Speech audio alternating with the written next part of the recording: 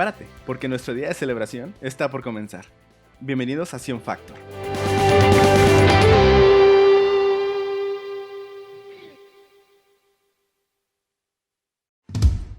El mensaje de hoy lleva por título: Para esto nació Jesús. El mensaje de la Navidad sigue siendo relevante para todos los que creen en Jesús como su Señor y Dios. Sin duda alguna que el nacimiento o el alumbramiento de un bebé siempre es un momento y un evento sumamente especial. Es algo sorprendente y fantástico todo el proceso de concepción, fecundación y desarrollo de la vida en el vientre de una mujer. No importa si fue deseado o no, no importa si es planeado o no, si es esperado o no. Todo ser que nace es un acontecimiento grandioso con una asignación divina. La vida de nadie es un accidente. La vida de nadie está por demás en este mundo. Pero el nacimiento del Señor Jesús es superlativamente muy especial, sobrenatural y extraordinario. Si bien a lo largo de la historia de este mundo han habido personas con vidas extraordinarias y admirables, el nacimiento del niño de Belén por mucho es el más glorioso y singular, porque su vida ha originado, ha causado la transformación de miles de millones de personas de todas las épocas y rincones del mundo. Por ello es tan importante para los seguidores de Jesús estas fechas, este tiempo de Navidad. Para los seguidores de Jesús, el nacimiento de Cristo debe de ser lo más relevante, porque su nacimiento lo cambia todo. Lo ha cambiado todo. El significado de la Navidad es que Cristo vino al mundo para abrir un camino. Y por favor, esta es la idea central del mensaje de hoy: que el nacimiento de Jesús vino a abrir un camino de posibilidades para la vida de cada uno de nosotros. Dicho de otra manera, las posibilidades de Jesús son ahora nuestras propias posibilidades. Por ello, en el mensaje de hoy quiero destacar 3 razones del nacimiento de Jesús que ahora significan mis propias posibilidades. Primera razón del nacimiento de Jesús: salvar a los pecadores. En la primera carta del apóstol Pablo a Timoteo, en el capítulo 1, verso 15, dice la palabra, que la palabra de Dios es digna y fiel de ser recibida por todos, que Cristo Jesús vino al mundo para salvar a pecadores, a los pecadores, de los cuales yo soy el primero. Alguien ha dicho que el pecado o es ilegal, o es inmoral, o engorda. Y fíjese que en el cristianismo se ha malinterpretado o se ha malentendido el significado o lo que es el pecado. Lo han encapsulado en una forma consciente o inconsciente de hacer maldad o la maldad. Cada vez que se piensa en un pecador, lo primero que viene a la mente es una persona que comete adulterio, hechicería, brujería, fornicación, asesinatos, secuestros, robos y muchas más maldades. Por lo general, cuando uno piensa en un pecador, piensa en una persona que hace esto. Pero quiero que consideremos que lo que hace a una persona pecadora, o lo que hace a un pecador, no es lo que hace. Una persona no se considera pecador por lo que hace, sino para qué vive y para quién vive. Eso constituye a una persona pecadora. ¿Para qué vive y por quién vive? Lo que a una persona lo vuelve pecadora es esto: su determinación de vivir alejado del propósito, del llamado y del plan de Dios para su vida. Esto es lo que hace a una persona pecadora. No lo que hace, sino para qué vive y por quién vive. La vida de un pecador bien puede ser descrita como alguien que no se ha sometido o no ha rendido su voluntad, no ha rendido su vida a la voluntad de Dios. La raíz de todo pecado es sin duda alguna el orgullo, pero el fundamento en la vida de un pecador es el yo. Piensa en algún pecado que no esté fundado de alguna manera en el yo y no lo vas a encontrar. Todo pecado se fundamenta en egoísmo, en el interés propio, en la autoprotección, en la agenda personal, en la propia satisfacción, en mi propia voluntad y deseos como prioridad. La palabra pecado en la Biblia es la palabra griega hamartia, Hamartia, hamartia, que significa errar en el blanco. Eso es lo que en el griego, en el texto griego, significa la palabra pecado, errar en el blanco.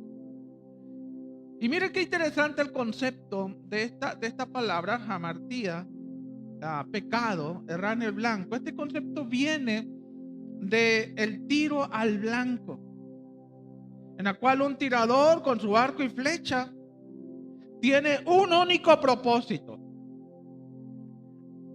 acertar o dar en el blanco.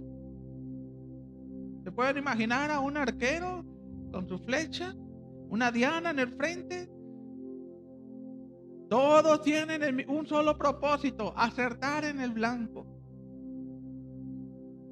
Así que en el momento que un tirador toma su arco y flecha, ve la diana, suelta la flecha, y si el tirador o el arquero no da al blanco, no da la diana, a eso se le llama pecado. Pecó es lo que dirían en aquellos tiempos. Ha pecado, no dio al blanco, no dio a la diana. El pecado en esencia es errar. Escuche bien, si pecado es errar en el blanco, no dar en el blanco, no cumplir con el propósito de que la flecha dé en la diana. Entonces, cuando la palabra de Dios dice que al pecado la define como errar en blanco, lo hemos de entender como errar en el propósito, plan y llamado de Dios. Una vida que no da en el propósito, no está en el propósito, llamado y plan de Dios, está errando, está pecando. Por eso les decía que pecado es más que cometer adulterio o toda clase de maldad o fornicaciones, borracheras. Esas son evidencias. Cuando una persona vive de esa manera, lo único que está evidenciando es eso, que está errando en el blanco. Su vida no está en el propósito, su vida no está rendida a Dios. Su prioridad es su propia voluntad. La vida en el pecado es una vida que solo vive para satisfacer su propio interés, sus propios planes y sus propios propósitos como prioridad. Por eso Jesús dijo ahí en Lucas capítulo 9, verso 23: Si alguno de ustedes quiere ser mi seguidor, tiene que abandonar su manera egoísta de vivir. O sea, niéguese a sí mismo.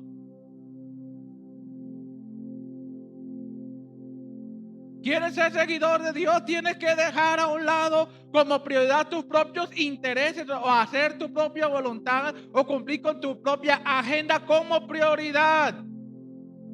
Niégate a ti mismo, es lo que significa. Niéguese a sí mismo, tome su cruz cada uno. O sea, cuando Jesús dice tome su cruz, lo que está diciéndole es por supuesto, es algo simbólico. Lo que le está diciendo a la gente que le quiere seguir es que tiene que cumplir mi propósito, tiene que cumplir mi plan y tiene que seguir mi llamado.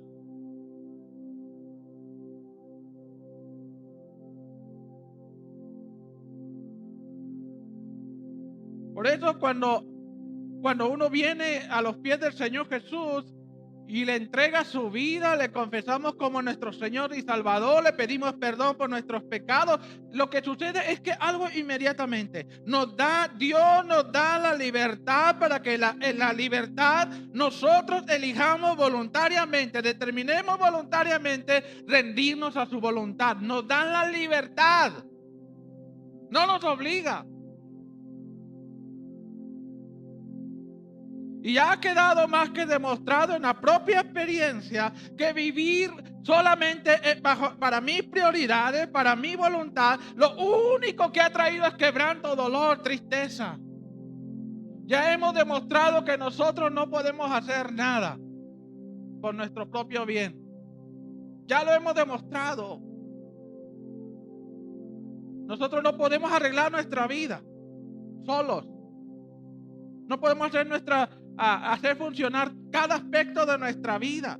Ya hemos demostrado que seguir mi propia agenda, nuestra propia agenda, lo único que trae es más quebranto, más enredos a la vida. Por eso el entendimiento de que Cristo vino a salvar a los pecadores, debemos de comprenderlo o dimensionarlo, de que ser salvo de pecado significa que ya no vivo una vida cuyo único propósito es cumplir mi propia voluntad para pecar o para satisfacer mis propias necesidades o deseos. Ser salvo significa vivir para un propósito más elevado. La salvación no solo significa que fuimos salvos de algo, la salvación significa que fuimos salvos para algo. Hace un momento leímos 1 Timoteo capítulo 1 verso 15. El apóstol Pablo señalando que Cristo Jesús vino al mundo para salvar a los pecadores, de los cuales Él era el primero. Pero mira lo que dice 1 Timoteo capítulo 1 verso 16.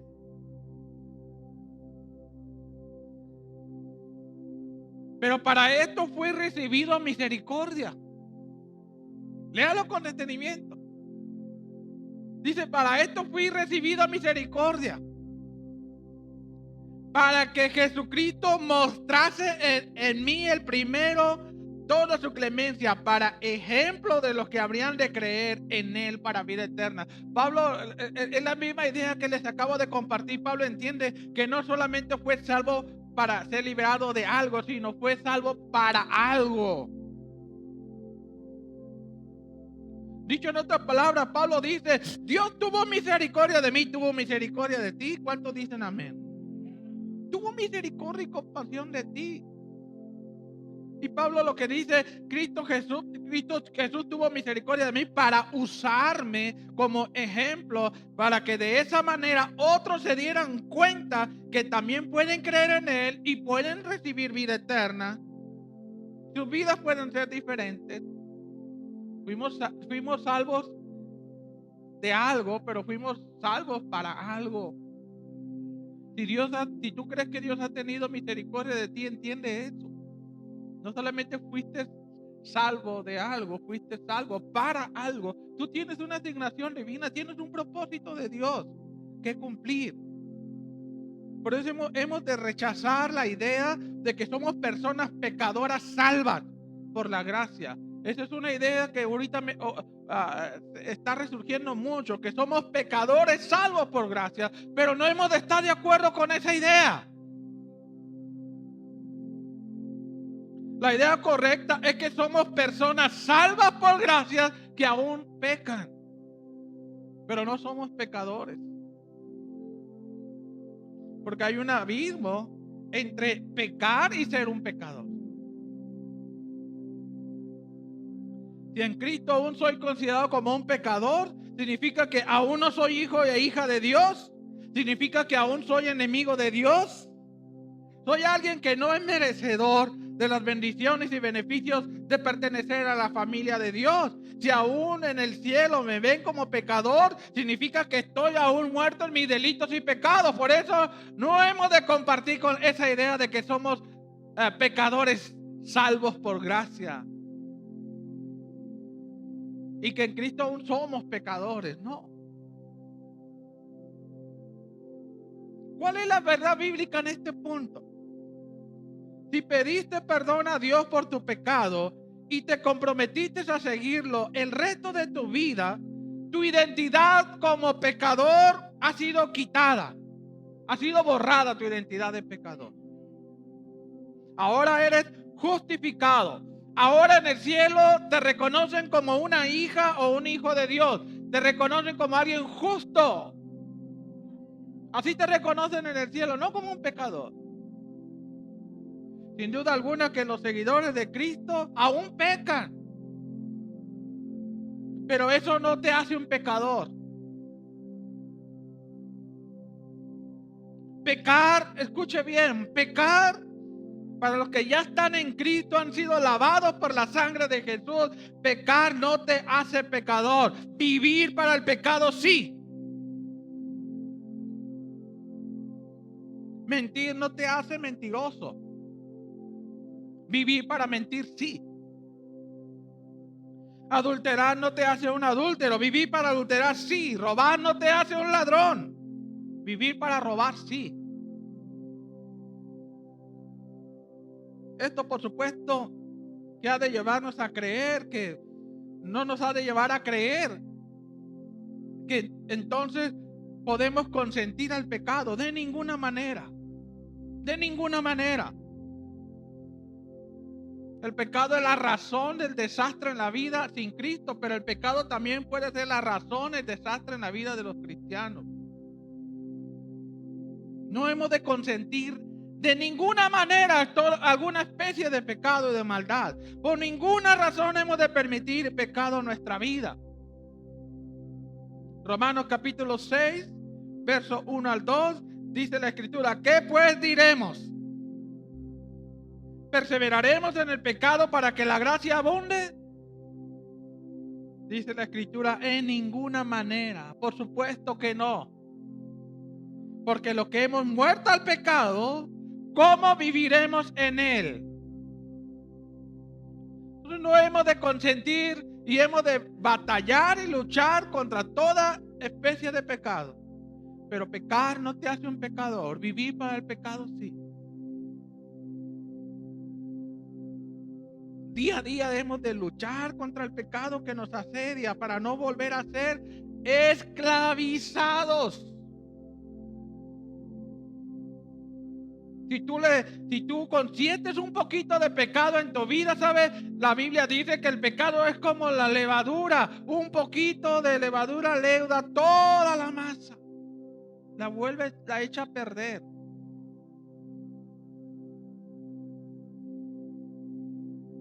Jesús vino para darnos, escuche bien, amada iglesia, Jesús vino para darnos la posibilidad de ser personas que viven en su propósito, en su plan y el llamado de Dios que lleva a la vida.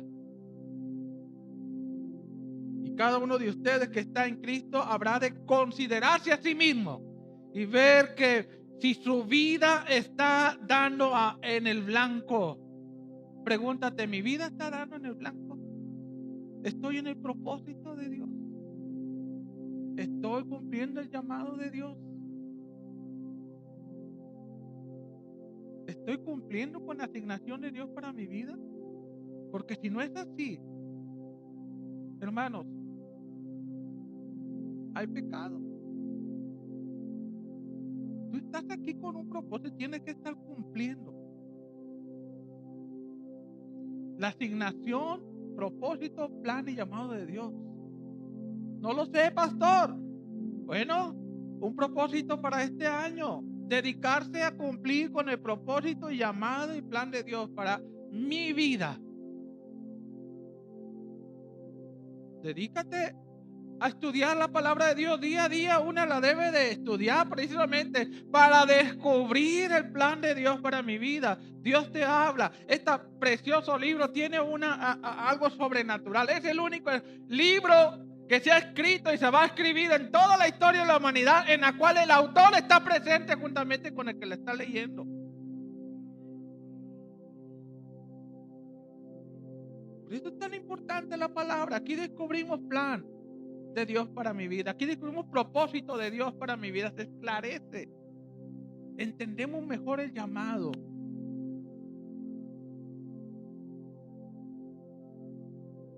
Segunda razón del nacimiento de Jesús: hacer la voluntad del Padre. Juan capítulo 6, verso 36, dice la Escritura: porque he descendido del cielo no para hacer mi voluntad, sino la voluntad de que me envió. Si queremos conocer la voluntad, su voluntad, la voluntad de Dios para nuestra vida, debemos de comenzar con lo que sabemos de su voluntad. Repito, si queremos conocer su voluntad para nuestra vida, debemos comenzar con lo que ya sabemos que es lo que es su voluntad. Mire la vida y enseñanzas de Jesús registradas en los 4 evangelios: Mateo, Marcos, Lucas y Juan. Dan testimonio de esta idea. La importancia del concepto de la voluntad de Dios para comprender mi propio lugar en esta vida y en este mundo. Jesucristo modeló una vida vivida en perfecta y conforme a la voluntad de Dios. Y era tal el compromiso del Señor Jesucristo para cumplir la voluntad del Padre, para cumplir la voluntad de Dios, que aunque implicara alguna clase de sufrimiento, alguna clase de dolor o molestia, Jesús estaba determinado a seguir ese camino y esa ruta. Cumplir la voluntad del Padre. La conmovedora escena del Getsemaní, registrada en los evangelios de Mateo, Marcos y Lucas, lo describe de manera clara. ¿Se acuerdan cuando Jesús dice que en la noche que iba a ser traicionado y entregado a los inicuos para ser juzgado y ser sentenciado a muerte, cuando estaba orando en el Getsemaní? Era tan intenso su oración, dice que estaba sudando y sus gotas eran tan espesas como una gota de sangre. Era intenso el momento de Jesús. Pero ¿se ha preguntado por qué era tan intenso el sufrimiento de Jesús?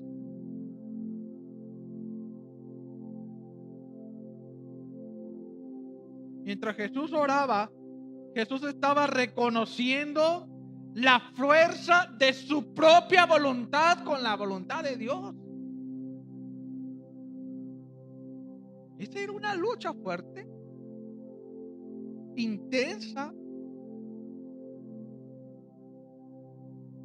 Por eso las muy conocidas palabras de Jesús en Lucas 22:42: Padre, si quieres, si tú es tu voluntad, si tú deseas, Señor, que pase de mí esta copa. ¿A cuál copa se estaba refiriendo? Copa de sufrimiento, copa de ser martirizado, burlado, torturado, crucificado, avergonzado y morir. Padre, y lo parafraseamos, Jesús en su propia voluntad dice: Señor, yo no quiero.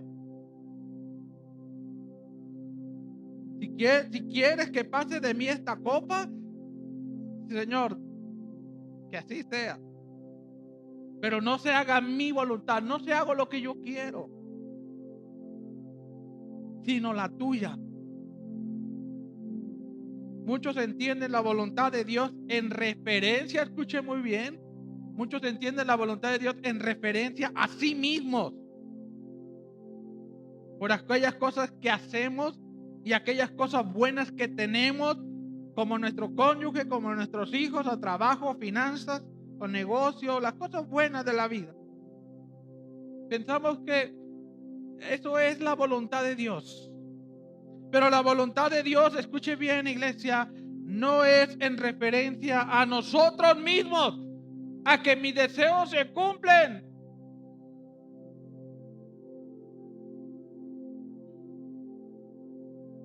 La voluntad de Dios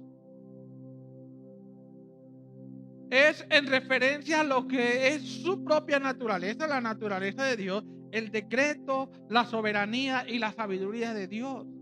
En Mateo capítulo 6, déjenme esclarecer esta idea con este pasaje de Mateo. Leemos ahí en Mateo capítulo 6, 9 al 10. Recuerdan cuando los discípulos le piden a Jesús: Jesús, enséñanos a orar como Juan el Bautista enseñó a sus discípulos. E inmediatamente puedo imaginarme en ese momento diciendo: si quieren aprender a orar, Él no les dio un dictado de paso 1, paso 2, una enseñanza de oración. En ese momento se postra el Señor Jesucristo y comienza a orar. Véanme cómo lo hago. Pero una de las partes de ahí del famoso oración del Padre Nuestro, leemos que Jesús dice: Padre, que se haga tu voluntad en el cielo como en la tierra. No está diciendo, Señor, que se haga como nosotros queremos.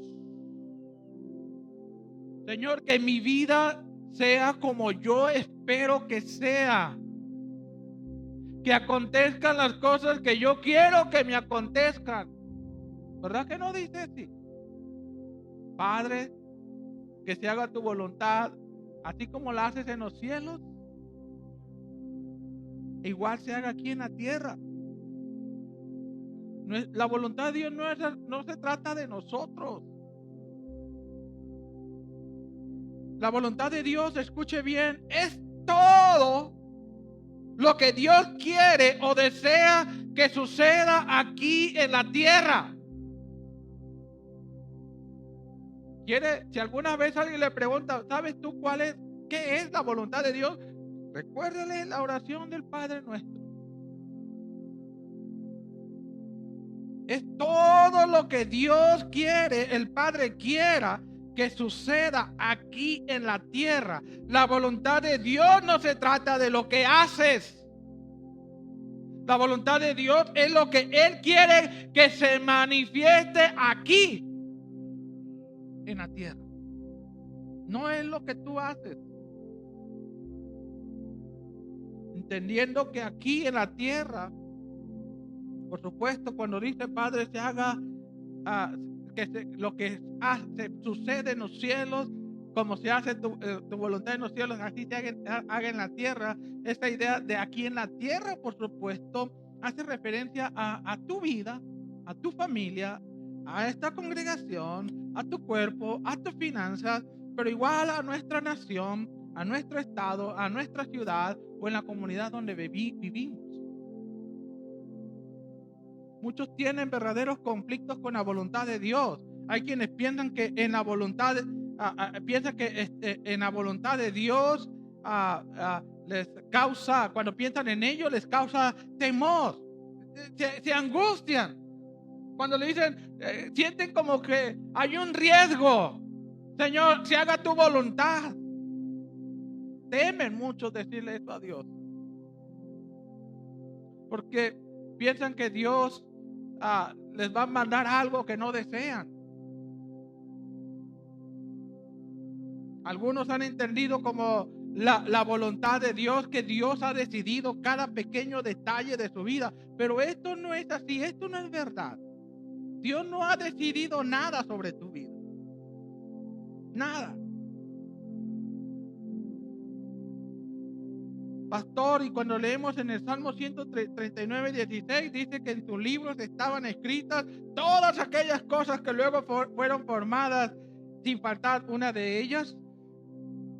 ¿Qué significa, pastor? Ahí dice que, pues, que en su libro ya está escrito todo lo que voy a hacer. No, esto no significa que Dios ya haya determinado toda tu vida o cada detalle de tu vida. Este pasaje no significa eso. Este pasaje significa que es en el preconocimiento de Dios, en el conocimiento de Dios, que sabe todas las cosas y sabe el futuro de todos.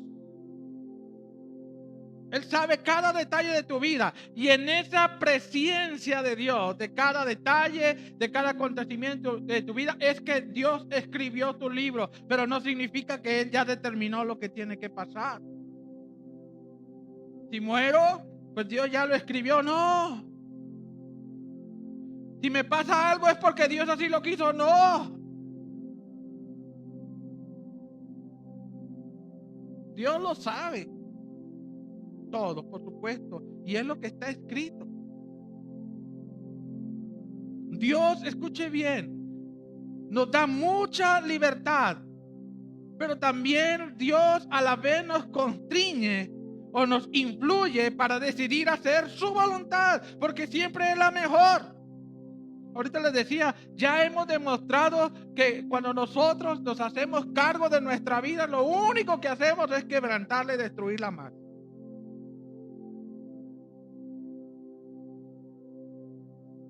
Pero Dios nos ama tanto, nos ha puesto en libertad para que en la libertad nosotros decidamos voluntariamente someter mi propia vida, mi propia voluntad a la voluntad de Él.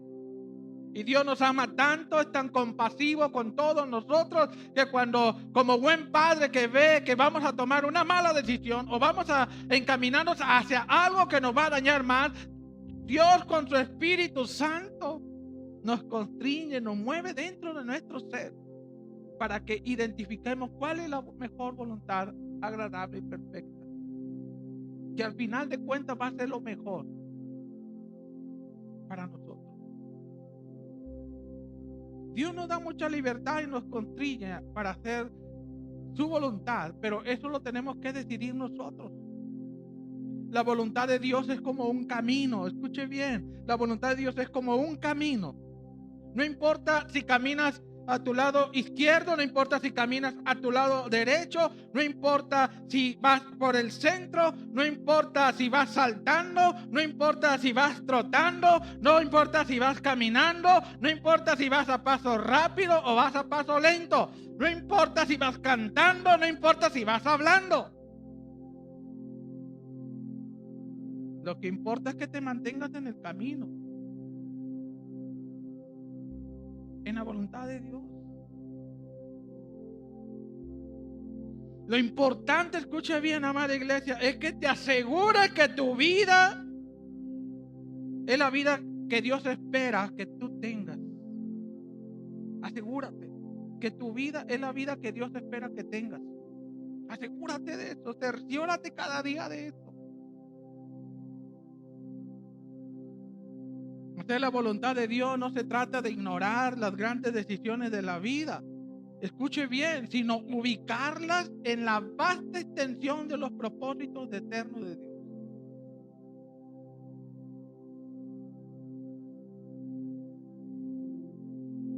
Tenemos que concluir que la voluntad de Dios es algo mucho más que preguntarle a Dios con quién me voy a casar.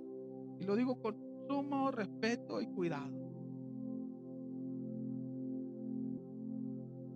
Hacer la voluntad de Dios es mucho decirle, Señor, ¿me debo de casar con esta o cual persona? La voluntad de Dios es mucho más que eso. Señor, ¿debo de cambiarme de ciudad? O Señor, ¿debo de tomar este trabajo? La voluntad de Dios es mucho más que eso. Más bien, si tú, en lugar de preguntarle, Señor, esta es la persona indicada para tu vida, lo que debes de hacer y debes de considerar que la voluntad de Dios es que tú elijas bien con quién te vas a casar. Y asegúrate que tu matrimonio manifieste las virtudes y cualidades de Dios.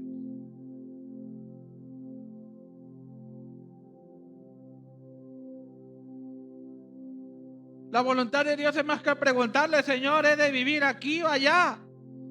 Es más que preguntarle, Señor, ¿qué quieres que estudie? ¿O qué trabajo tomar? Más bien, elige tú dónde quieres vivir. Elige tú qué es lo que quieres estudiar, dónde quieres trabajar, pero asegúrate que donde vivas, lo que estés estudiando, donde estés trabajando, manifieste las virtudes y las cualidades de Dios. Porque ahí está la voluntad de Dios. En asegurarte que las virtudes de Dios se manifiesten en lo que estás haciendo. Esa es la voluntad de Dios. Recuerden que la voluntad de Dios es que se tiene que manifestar lo que Dios desea que se manifieste, no importa dónde estés. Por eso les digo, es como un camino la voluntad de Dios. No importa dónde estás, en qué lado del camino estás, ni cómo andas de ese camino. Nada más cerciórate que estés cumpliendo la voluntad. Cerciórate que lo que estás haciendo, donde estás viviendo, donde estás trabajando, Dios sea revelado, Cristo sea conocido. Mira, la palabra de Dios dice en 1 de Pedro capítulo 2 verso 9. Mas vosotros sois linaje escogido, real sacerdocio, nación santa, pueblo adquirido por Dios. ¿Para qué? ¿Para qué? Para anunciar o manifestar, publicar las virtudes. Por eso les decía al inicio, la voluntad de Dios se trata de las potencias de Dios, de las virtudes de Dios, de las cualidades de Dios manifestadas a través de mí. Manifestar las virtudes de aquel, dice, que nos llamó de las tinieblas a su luz. Fuimos salvos no solamente de algo, fuimos salvos para algo. Nuestra vida en las intenciones de Dios, escuche bien, amada iglesia, nuestra vida en las intenciones de Dios nos introduce a una dimensión elevada de paz, de seguridad y estabilidad. Porque Dios sabe qué es lo más conveniente y provechoso para cada uno de nosotros. Isaías 48:17 dice que Él es tu Señor, tu Dios, que te enseña lo que conviene. Él te enseña lo que te conviene. Y te guía, dice, por las sendas que debes de seguir. También es importante entender que discernir y hacer la voluntad de Dios no es una ciencia exacta para el cristiano. Vivir para la voluntad de Dios es como un bebé que está aprendiendo a caminar. Hay una prueba, hay un elemento de prueba y error cuando los niños comienzan a caminar. Para probar esto, podrías estudiar la vida de cualquier personaje de la Biblia y vas a ver eso. Que en su caminar con Dios, en su deseo de estar en la voluntad de Dios, se logró a través de una serie de diferentes caídas y raspones.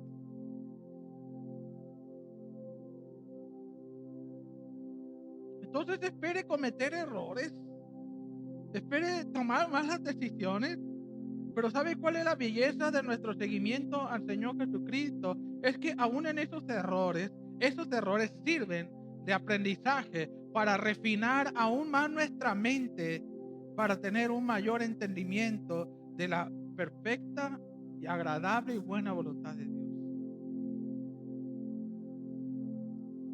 Jesús nació para darnos la oportunidad de ser hijo de Dios, al facultarnos y capacitarnos para hacer su voluntad. Antes no podíamos. La confesión de nuestros pecados y aceptar al Señor Jesús como nuestro Señor y Dios, ese fue el acceso. Escuche bien, amada iglesia, ese tan solo fue el acceso al camino a la eternidad. Pero ahora en Cristo Jesús será tu estilo de vida que en la voluntad de Dios, la que te llevará al final del camino. Lo que acabo de decir es algo sumamente importante. Aceptar a Jesús es tan solo el acceso al camino, pero es tu vida, tu estilo de vida en la voluntad de Dios, lo que te va a llevar el camino hasta el final.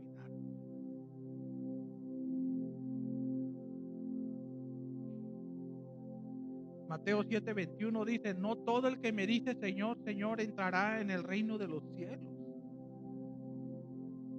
Tú lo pudiste, seguramente tu confesión de Jesús fue auténtico. Seguramente tú recibiste al Señor Jesús de manera real.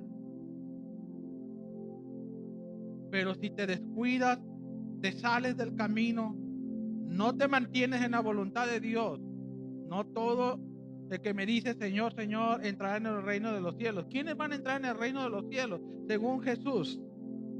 ¿Quiénes? Los que hagan la voluntad del Padre. Cerciórate que tu vida, tu matrimonio, tu familia, tus finanzas, tu cuerpo, tu negocio, se esté manifestando lo que Dios quiere que se manifieste ahí.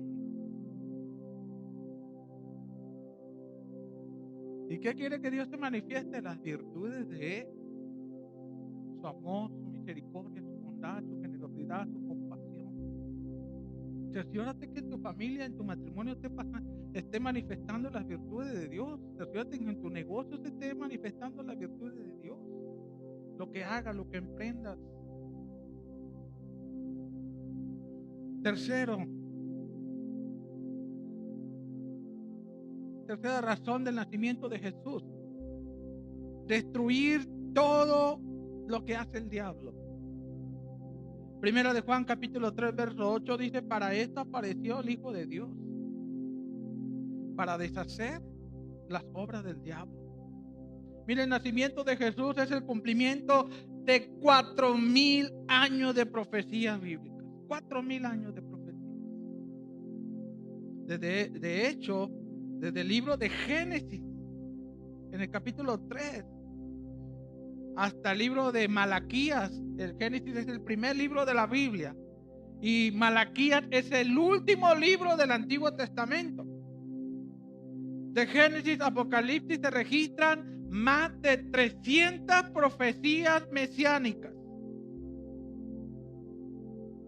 Las profecías mesiánicas son aquellas profecías que hacen referencia a nuestro Señor Jesús. Profecías mesiánicas. La palabra mesiánica se deriva de la palabra hebrea Mesías, que en el griego es Cristo. Cristo significa en nuestro castellano ungido. Así es que Cristo, Mesías y ungido significa lo mismo. Una está en hebreo, Mesías, una está en griego, Cristo, y la que menos usamos nosotros es ungido. En realidad nosotros vamos a decir Jesús el ungido. Nos decimos Jesús Cristo o Jesucristo. Jesús el ungido, Jesús el Mesías. Pero hay más de 300 profecías mesiánicas. Hace más de 6,000 años, escuche bien, hace más de 6,000 años se hizo una promesa que fue revelada a través de los profetas y que se remonta hasta la caída de la humanidad en el jardín del Edén. Después de la desobediencia de los primeros padres, Adán y Eva, de comer el fruto del árbol del bien y del mal que no deberían de comer, se desencadenaron consecuencias catastróficas y desastrosas, no solamente para nuestros primeros padres, sino también para todas las generaciones por venir, hasta nosotros. Lo que hicieron nuestros primeros padres nos afecta hoy en día a ti y a mí. Romanos capítulo 5, verso 12 señala que cuando Adán pecó, el pecado entró al mundo Y es por el pecado de Adán que se introdujo la muerte, de modo que la muerte se perpetuó en todo ser vivo, todas las personas. Se extendió a todos porque todos han pecado. Ahora, escuche bien, las implicaciones de esto son mayúsculas. El hecho de que nuestros primeros padres hayan pecado, el destino de todos y para todos era irremediable ya. Irremediable. Nacer, crecer y morir bajo la maldición del pecado es algo irremediable para todos. No hay la más mínima posibilidad de alcanzar la dicha, la felicidad, la paz, el gozo, la alegría y la plenitud de esta vida, ni en la venidera, gracias a esa herencia que hemos recibido de nuestros primeros padres. Es algo irremediable. Romanos capítulo 3, verso 23 dice que todos hemos pecado. Por lo tanto, nadie puede alcanzar la meta gloriosa establecida por Dios. Todos están destituidos de la gloria de Dios. Están destituidos de la gloria de Dios. No hay forma alguna que una persona pueda romper la acción y la actividad de Satanás sobre la vida de una persona en yugo, bajo su yugo, bajo el yugo de pecado. Todo ser humano está irremediablemente destinado a ser infeliz en esta vida presente y en la vida venidera. Irremediablemente todo ser humano que nace en este mundo tiene una sentencia. Nunca encontrar dicha, felicidad, paz, gozo, alegría en esta vida ni en la venidera. Es algo irremediable. Los planes de Satanás para los primeros padres, escucha bien, son los mismos planes para cada persona que nace en este mundo. Los planes de Satanás para toda persona que nace es traerle sufrimiento, dolor, quebranto, soledad, vacío y temor. Ese es el único propósito de Satanás para todas las personas. Jesús lo describió muy bien en Juan 10:10. Dice que el papel de Satanás es el de un ladrón que quita, que mata y destruye.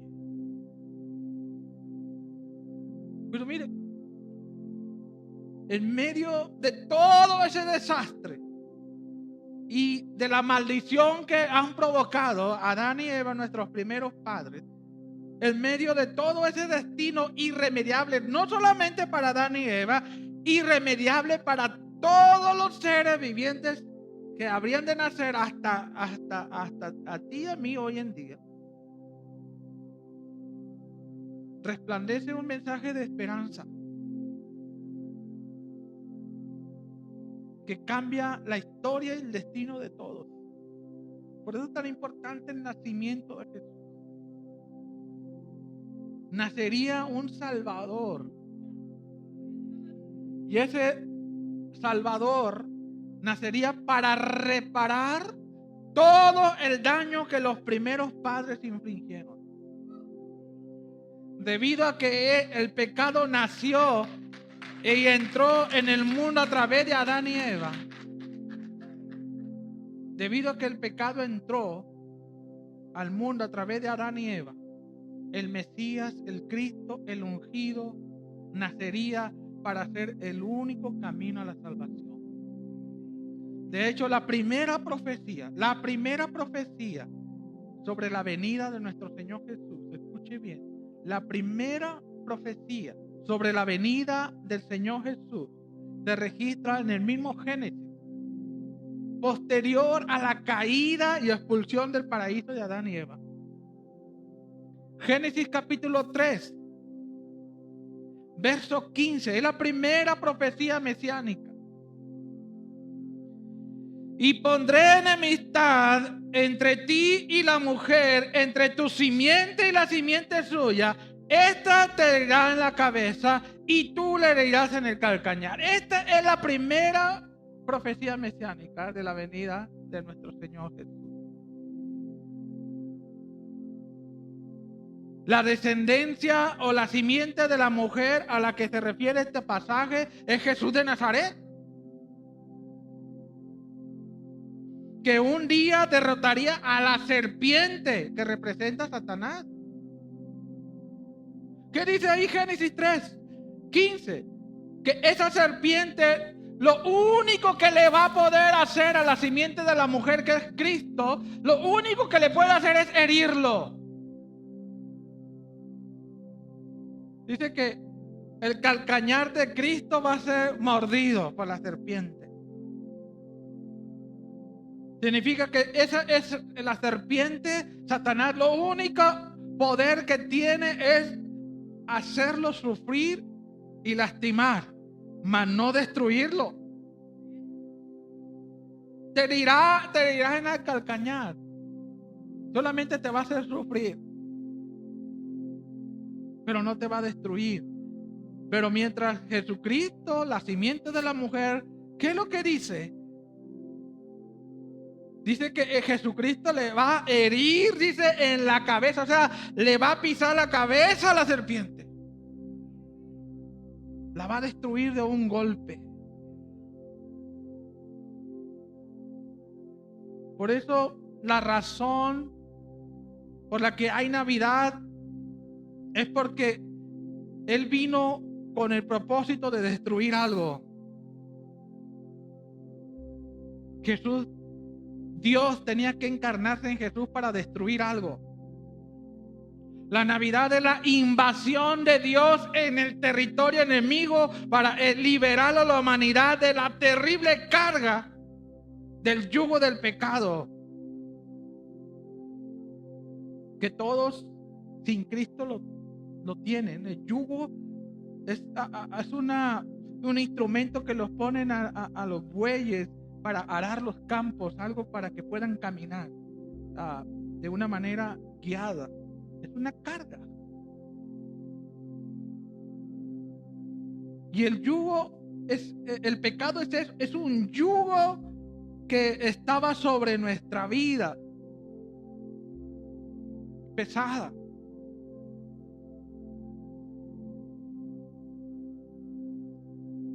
Pero para eso vino el Señor Jesús, para eso vino la simiente de la mujer, vino para darnos victoria sobre el pecado que arruina y quebranta nuestras vidas. Pero escuche bien, amada iglesia, no es suficiente que Jesús venga, muera y resucite. Así como Jesús nació de Dios, así como Jesús nació de Dios y destruyó la obra del enemigo, las personas, todas las personas tienen que nacer de Dios, nacer de nuevo, para poder destruir cualquier obra y actividad de Satanás contra tu vida. Tienes que nacer de nuevo. Jesús nació de Dios. Nosotros tenemos que nacer de nuevo. El yugo del pecado sobre tu vida era la causante de toda nuestra tristeza permanente, de toda nuestra infelicidad permanente, de todo vacío permanente. Pero si tú has nacido de Dios, tu vida no tendría que ser la misma hoy en Cristo. No tendría que ser la misma vida ahora que estás en Cristo y antes de Cristo. No puede ser posible eso. Isaías 10:20 dice que la unción en tu vida pudre el yugo de esclavitud. O sea, pudre el yugo de someternos al pecado que trae tristeza, quebranto y vacío. La unción representa al Espíritu Santo. Cuando tú naces de nuevo, algo fantástico y extraordinario y sobrenatural que pasa en tu vida y en la vida de todos aquellos que se comprometen a seguir a Jesús el resto de su vida, es que Dios mismo pone su unción, o sea, pone su espíritu en nuestros corazones. ¿Para qué? Para que tengamos el poder de ya no someternos al pecado que nos quebranta, nos humilla, nos atrofia. Destruye nuestro matrimonio, nuestra felicidad en la familia, destruye nuestra salud, destruye las sanas finanzas. Toda esa es actividad de Satanás sobre nuestra vida. Pero para eso está el Espíritu Santo. Nosotros tenemos la fuerza para destruir toda obra de Satanás. Jesús dijo: yo he venido para que tengan vida y la tengan en abundancia. Una vida mejor no tiene que ver con casas, muchas casas, o tener muchos carros. No, la vida abundante no se trata de cosas. La vida abundante se trata de una existencia que disfruta este viaje por este mundo. Si tú no disfrutas tu vida, no estás gozando la vida abundante que Dios prometió. El cristiano tiene que ser el primero que tiene que disfrutar su tránsito por este mundo.